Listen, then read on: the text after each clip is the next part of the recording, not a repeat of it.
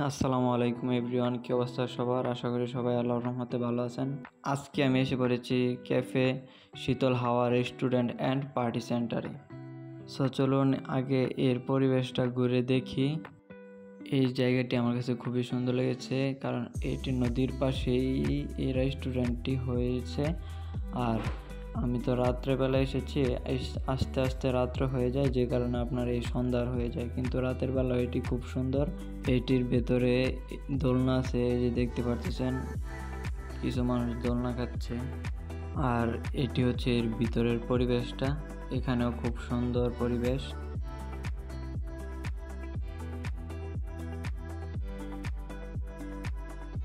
তারপর বাহিরে এরকম সুন্দর সুন্দর ছোট করে ঘর বানানো আছে, এখানে বসতে খুবই সুন্দর। আর হচ্ছে বৃষ্টি নামতেছে, আমরা আসার পথে বৃষ্টি নামছিল।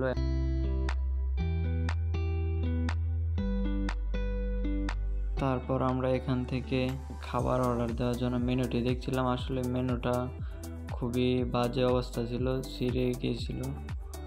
আর এখান থেকে আমরা শর্মা আইটেমটা দেই, এটার দাম হচ্ছে আপনার 130 টাকা।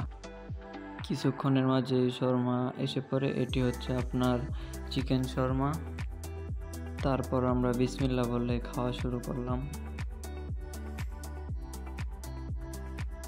আমার কাছে এর টেস্টটি খুবই ভালো লেগেছে, এটি খেতে খুবই ভালো ছিল।